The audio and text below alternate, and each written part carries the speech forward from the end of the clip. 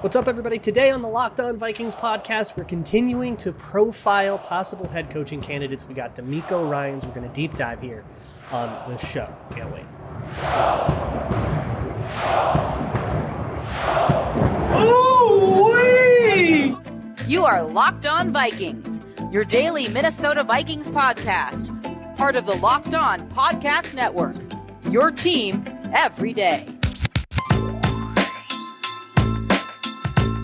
Welcome, everybody, to another episode of the Locked On Vikings podcast, part of the Locked On Podcast Network, your team every day. As always, I'm your host, your pal, and the kid you copied off in math class. My name is Luke Braun. You can find me on Twitter at Luke Braun NFL. The show is on Twitter at Locked On Vikings. Thank you so much for making Locked On Vikings your first listen of the day. And today on the show, it's DeMeco Ryans Day. Yesterday, the Kwesi Adofo-Mensah signing was made official. Vikings announced it, put out all their PR stuff. That's all great stuff.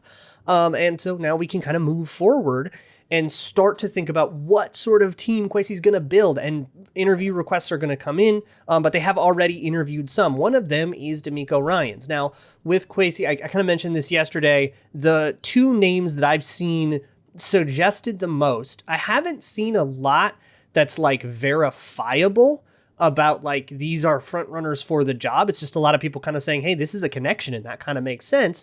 Those two names are Raheem Morris, who we talked about in depth last week, and DeMeco Ryans, and they both have Kyle Shanahan ties, and so does Adofo-Mensah, who was in San Francisco with Kyle Shanahan for a while. So people are kind of putting this forth and saying, look, this is a connection. Maybe that'll be the guy, right? Sure, maybe, who knows, right? But let's talk about DeMeco Ryans. Before we get into that, real quick note that there is probably going to be another front office hire. The Vikings are short a body in the front office right now, and they have been since George Paton left to Denver. They were short a body last year in the front office. They just divided Paton's duties between like Jamal Stevenson and Brzezinski and Spielman. So all of those people kind of took on just a little extra work. So they're short a body from what their like usual setup is.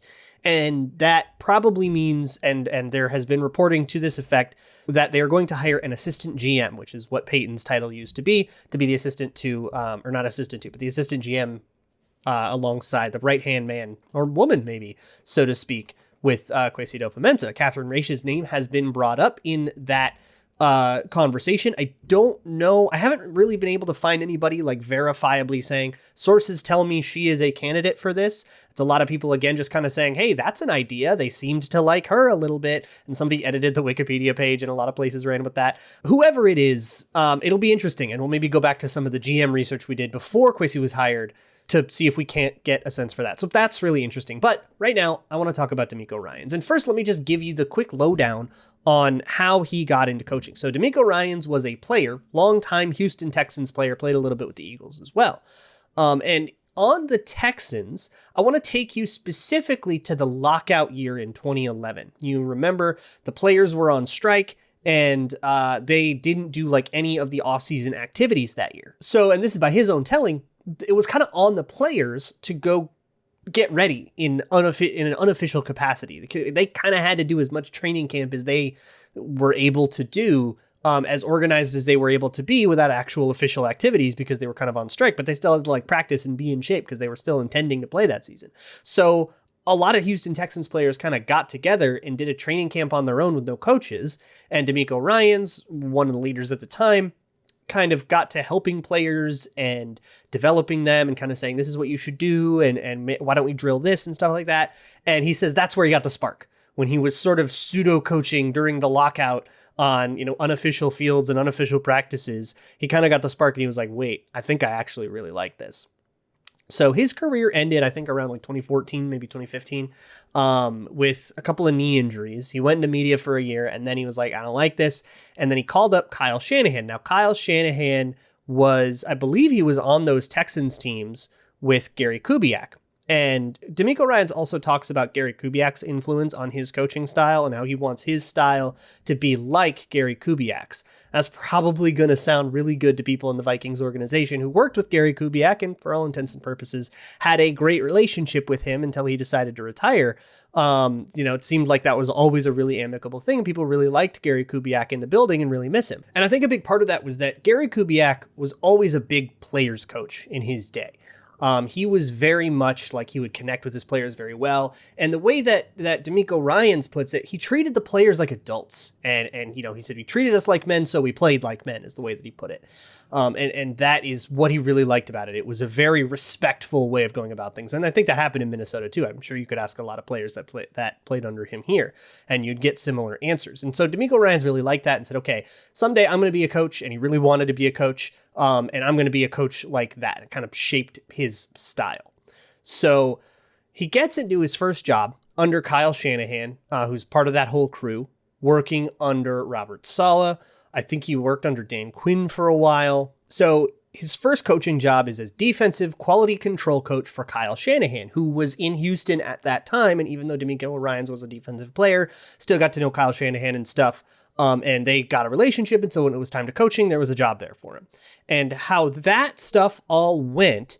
And so he started to work his way up the ranks there. And we'll talk about that in a little bit. Before I get into all of that, though, real quick, I want to talk to you about my favorite new app. It is Get Upside. I have loved having this thing on my phone. I've saved a whole bunch of money on gas. And that's what it does. It saves you money at the pump. And who doesn't want that? With Get Upside, it's super easy. All you have to do is download the app for free at the Google Play or App Store. Enter promo code Touchdown to get these benefits. And you can save 25 cents off per gallon on your first fill up at the pump, and up to 25 cents a gallon off at the rest of them as well. Just go to whatever gas stations. The Get Upside app will tell you which ones are participating. Fill up there, take a picture of your receipt, upload it to the app, and the money just shows up in your account a day or so later after it processes.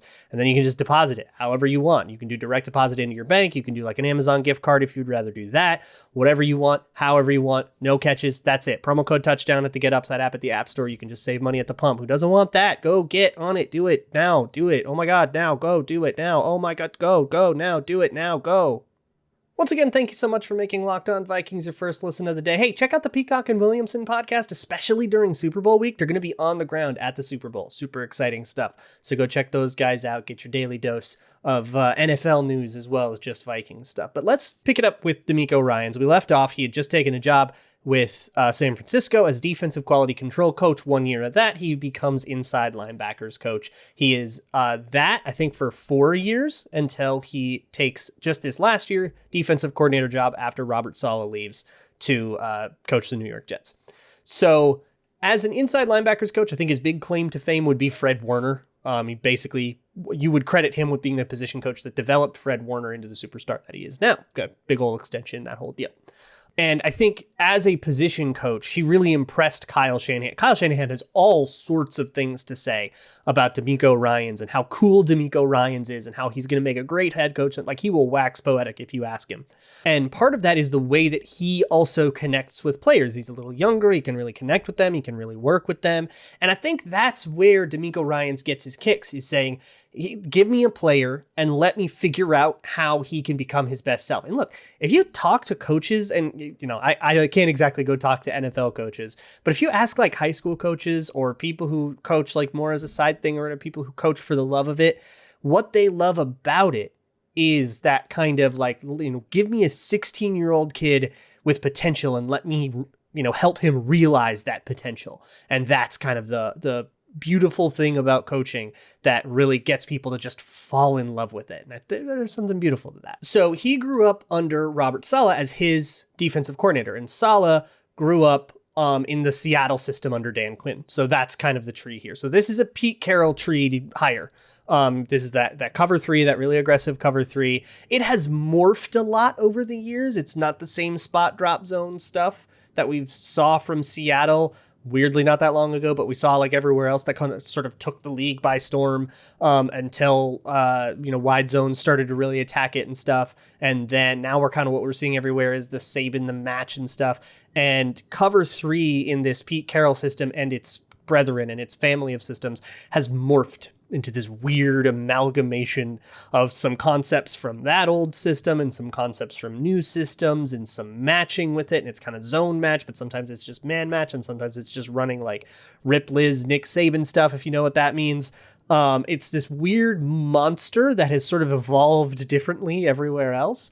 But you can think of this as a Robert Saleh type hire. This would be like taking Saleh, and honestly, it's very similar. Robert Saleh very much heralded as a player's coach, somebody who was going to turn around the culture for the New York Jets and all that stuff, and the same scheme, more or less. DeMeco Ryans also talks about, and he follows through on this, when he deploys aggression, it's very selective. It's funny. It reminds me a lot of the way that I broke down Ryan Poles, where Ryan Poles would be very aggressive in very selected spots. He wouldn't just live in a world of aggression. He would say, okay, it's time to go trade up for Patrick Mahomes. Okay, now we'd be aggressive. Okay, we need an O-line. We're going to be aggressive about the O-line. But with every other position, we're still going to like kind of slowly plod through the draft and kind of build this really patient roster. And that was kind of his approach.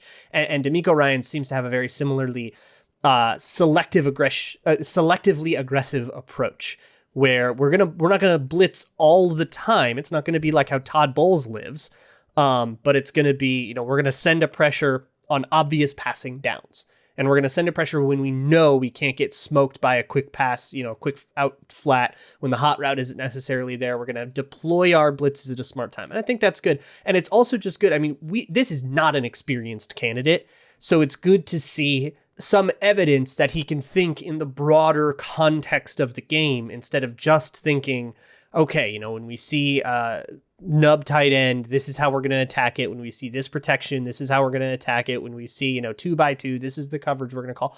Like, that is not really as big a part of head coaching as it is of coordinating and being an assistant coach. Deals with the minutia a little bit more, and the head coach needs to think bigger picture. Nice to see him applying ideas in a bigger picture sense. I would be really interested to go deeper into the cover 3 thing. Basically, the reason it's still, I believe, Sports Info Solutions probably has this. I believe cover 3 is still the most often called coverage shell in the league. And let me catch you up a little bit here. Cover 3, 3 deep defenders, right? It was the big Pete Carroll Legion of Boom is kind of the peak of its fame. So I call it the Pete Carroll cover 3. It was everywhere by a couple of years after that. Everybody ran it. Zimmer ran it. The Cowboys ran it. Belichick ran it. Everybody ran it. And some places like in New England, Belichick didn't run it exactly the way Pete Carroll ran it. He ran his own Sabanese kind of version of it. But everybody was running primarily cover 3. And the reason you do that is basically because you only need one safety to do it. And that frees up the other safety to get into the box and help stop the run. For defensive coaches, the holy grail is stopping the pass and the run at the same time without having to devote one resource to, one or the other.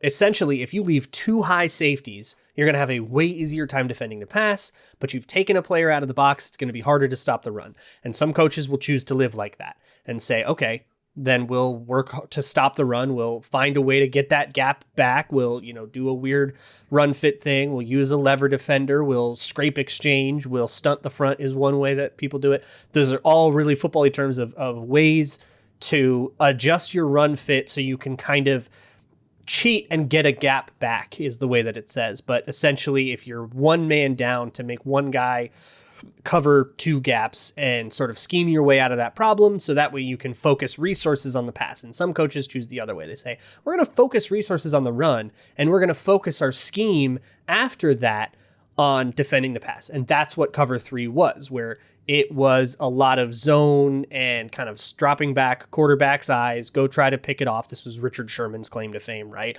Or just drop back and light the guy up like Cam Chancellor would back in those Seattle days. And now that has evolved to adopt some of the match concepts and more man-to-man techniques and stuff that have come from other things. I could go on forever about this and totally lose you in the weeds. But suffice it to say, watch schematically. I'm not saying talent-wise, but schematically, watch the things the Jets have done this year, which they did sneak some weird wins, and I think a lot of that was Saleh's defense. Watch, of course, the 49ers defense, and I think what Dan Quinn did a little bit in Dallas, it's definitely not the same, and he changed a lot because of the personnel that he had, but it is the same family of people, and you can always just watch old Seahawks tape if you want to kind of get the idea of what the grandfather of that scheme is. So that's DeMeco Ryans as a coach. I have opinions on this, and I want to share them with you. But first, if you have opinions on, let's say, what's going to happen this Sunday, and then a couple Sundays from now, you can always Gramble on it at betonline.ag. It's your one-stop shop for all things Grambling: football, basketball, hockey, tennis, golf, MMA, even your favorite Vegas casino games. You can play whatever at BetOnline. I personally love their live betting machine and their player prop builder. Those are nice and new and redesigned as of the new year. So really exciting stuff there. And I love playing on that thing and just kind of figuring out, okay, it's the second quarter, they're down by 10. Are they going to make a comeback, or are they going to make a comeback, but are they going to fall further behind first? Maybe I should wait to get the better odds. And so I love the math problem of that. And I have all kinds of fun. Or just trying to kind of take it, parlaying stupid things like, will Jack Doyle score a touchdown? That kind of dumb stuff. I love it. So head on over to BetOnline, have a little bit of fun. You can also enter promo code LOCKEDON, LOCKEDON, get a 50% welcome bonus. That's 50% of your first deposit matched at betonline.ag, where the game starts. Okay, so hopefully I've given you a rough idea of what you're getting with DeMeco Ryans. You're getting very much a player's coach, somebody who's very focused on development. He's been a position coach for most of his coaching career, so that kind of makes sense. Schematically, what scheme the Vikings would run would be Robert Saleh, Dan Quinn, Pete Carroll, that tree. Gus Bradley's another one. That tree of scheme is what you would run, although it's very much an updated version. Those schemes have not worked out because I think some of those coaches let it get a little outdated. And you had to kind of evolve. Dan Quinn evolved in Dallas. I think that's why he's getting head coaching interviews now.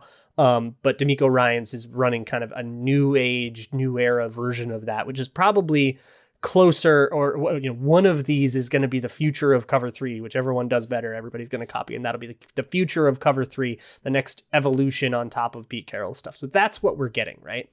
So schematically, I don't really have any reason to doubt DeMeco Ryans. Here's something that I really, really loved watching the Packers game. I think he stole pressure packages from Aaron Rodgers, and in his typical fashion, he was very selective with when he deployed them. Somebody called that out on talking about, I think, on yesterday's show about like how DeMeco Ryans doesn't blitz a lot. It's not about blitz percentage. It's about what blitzes he used. They looked very similar to Mike Zimmer's blitzes, where you had a ton of people on the line of scrimmage and some people, and it was fire zone, which means, it's the blitz where you don't know who's blitzing or not.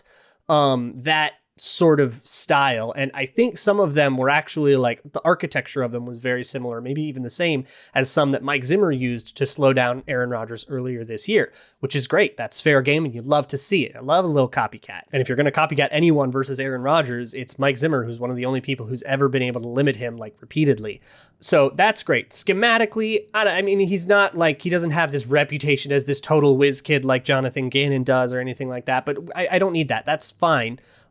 He seems like he's doing well enough and he comes from a scheme. Sure, this can all work. I have no issue there. No qualm. He has the charisma to work with people. He can be that kumbaya type guy that we're like looking for. And that's all great. And he's very much a player's coach. So he will, develop relationships with the players, and we can all trust and be happy with that. And that's something we sorely need, right? The players, I've been saying it a ton, the players have lost their trust in Vikings brass. We need to win it back with this hire. DeMeco Ryans checks that box easily. The leader of men box is what I call it. Yeah, checks the box. Great, easy. But I think about the job of head coach and how it is different than the job of position coach or the job of coordinator. And I have a little bit of an issue with DeMeco Ryans. It's not unlike my issue with Kellen Moore, which is which I described on last Friday's show, I believe. So go check that out if you want more on that. But it's that head coach is not a one-for-one promotion. It's not doing the same job you used to do, but more importantly, and that's why I don't really like saying, hey, let's go find the best coordinator and make them the coach, because head coach is a different job than coordinator. So what I want is a skill set that translates well to a head coach, and DeMeco Ryans does check some of those boxes. He's higher on my list than Kellen Moore because he checks more of those boxes, the leader of men box that I don't really know about with Kellen Moore. And he checks the box of like being able to kind of design schematically. I think he can do that. But he doesn't have any management experience really, except for this 1 year of being a defensive coordinator. And so kind of like Jonathan Gannon or Kevin O'Connell, he's just really, really green. And that's kind of worrisome. Yeah, that'll come with fresh takes, but fresh takes are risky inherently, because there is a reason that things are done a certain way for 20 years. And if you're going to try to subvert that, maybe you find the next sliced bread, maybe it crashes and burns. And which one do you think happens more often? He goes in a bucket with a lot of those younger coaches for me. He's a little higher. I mean, I like genuinely don't want those other coaches, O'Connell, Kellen Moore, Jonathan Gannon. I don't want those guys. I could talk myself into DeMeco Ryans a little more easily than those guys, but mostly because of the player coach person, or the player coach, the charisma, the being able to, treat your players like men. We're going to play like men. That whole thing endears me a little bit. And so I can at least talk myself into that. But head coach is a management job, and management, leadership, that's delegating. That's, operating. It's coming up with practice plans. It's coming up with an overarching, overall team-wide strategy. And you do get a little bit of that as a coordinator of an offense or a defense, where you have to come up with overall strategy, and it's only one side of the ball, but overall strategy at least, where you need to figure out what the position groups are going to drill and how that all works in harmony and what you're going to focus on today. Those decisions are important, and so he has 1 year of experience doing that. I'm a little worried about that lack of management experience. As a position coach, 4 years, sure, that's plenty. And I think 4 years is a good position coach. You get promoted to D coordinator, great.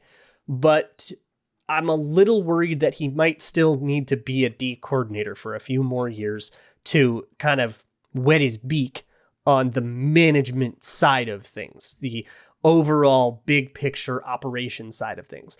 I should mention, in San Francisco's current setup, or at least the 2021 setup, he had position coaches under him with like 5 times as much experience as him.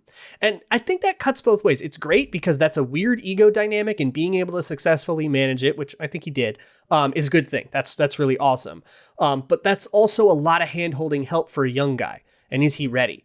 It's kind of like, if Clint Kubiak had Gary holding his hand and he looked a lot smarter than when Gary Kubiak wasn't in the room anymore. Clint Kubiak gets a lot worse. If you think that's the dynamic, like that's the kind of thing that can happen. That's a concern, right? Again, what doesn't DeMeco Ryans know yet? What lessons does he need to learn the hard way? And is he going to learn those lessons the hard way on Vikings time?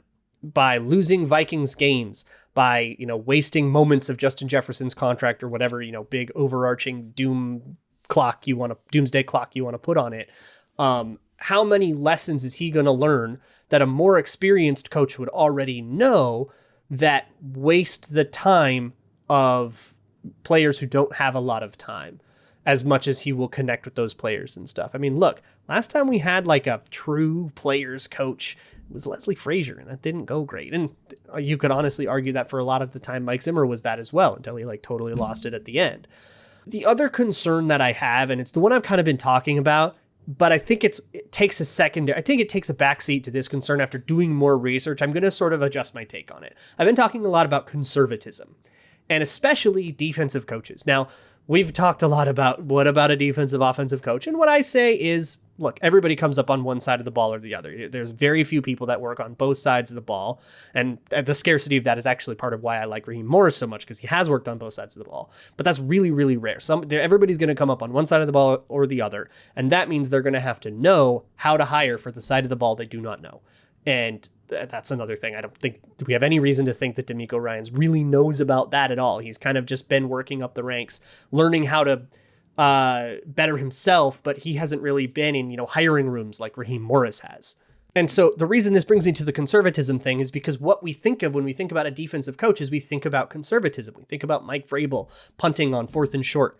We think about Mike Zimmer crowing about the run game. And we think about these kind of old stodgy ideas that are all very hyper conservative, and all the defensive coaches are conservative. Now, that's a stereotype for defensive coaches, and we probably shouldn't fall into that trap. That's a lazy trap to fall into, that, you could just research the guy and determine if he is conservative or not, rather than saying he's defensive, so probably, and then running with that. But with DeMeco Ryans, I am a little worried that he does embody those traits independently of just being a defensive guy. I think he just does independently. There are a couple of quotes that just don't sit right with me, where he talks about, and they seem like good lessons. Like he says, it's about us playing well. It's not about what they're doing. It's about us playing well. And it's a very good position coach's point. Don't worry about them. Don't worry about who's you're up against. Execute your job, do your job. Let's install it. And that's a good position coach mentality. But as a head coach, you kind of got to worry about what they're doing. Unless you have a ton of talent, you can't be a team that just does what you do and says, to hell with whatever their plan is. We're going to do what we do and we're going to be so good at it, we're unstoppable. Some teams can get away with that. The Browns got away with that for a little bit while. I think the Chiefs kind of get away with that because they're so utterly talented that the challenge is, you figure out a way to stop us, and nobody can, and that's why they're hosting their 4th AFC Championship game in a row. But I don't think I fully agree with that philosophy. I don't think that philosophy is right for the Vikings. I think if you're going to take that over, you need to take over a more complete roster, like maybe the one in Las Vegas. They have a very complete roster over there. I don't think that's right for the Vikings right now. The Vikings need to find and establish an identity. And I don't think just execute, play well can be that identity, because I don't think we have the players to pay that out. But I don't know if they're going that way. And if we want to go this bold extra direction, this bold, weird, blaze a new trail, DeMeco Ryans would be a very concerningly normal hire. Be a very regular one. And like just a defensive guy that connects with players would be a very regular, stabilizing coach. I love this for like Jacksonville, who, just needs that kind of stabilizing, culture building presence, or for like New York, just need that presence. I don't think it's right for here. So I am not a huge fan of DeMeco Ryans. I don't think he's my favorite. I struggle to answer the question, what does he offer the Vikings that Raheem Morris doesn't? And if the 49ers kick the crap out of the Rams this weekend, it's not going to change my mind. Of course, you don't have to agree with me. That's the way it always is going to be on Locked On Vikings. You never have to agree with the host of Locked On Vikings. I just hope that I can help you, give you the knowledge base to make your own decision about that. You might have heard all that stuff and went, wow, all that sounds really exciting. What's this dude on about? Not liking it. Totally fair. Go forth and prosper. But I don't think that it fits what the Vikings need in a head coach right now. And I think there are other teams that with head coaching, like he could go get a head coaching job somewhere else. And I think that would be very right for that team. But I don't think it's right for this one. So tomorrow we'll see if there's another front office hire. We'll see if there's more head coaching interviews. We'll keep tracking this process. Having a lot of fun doing it. I don't know. Hopefully you are too. In the meantime, check out the Locked On Bets podcast. They'll help you get your gambles straight over there. I will see you all tomorrow. And as always, Skol.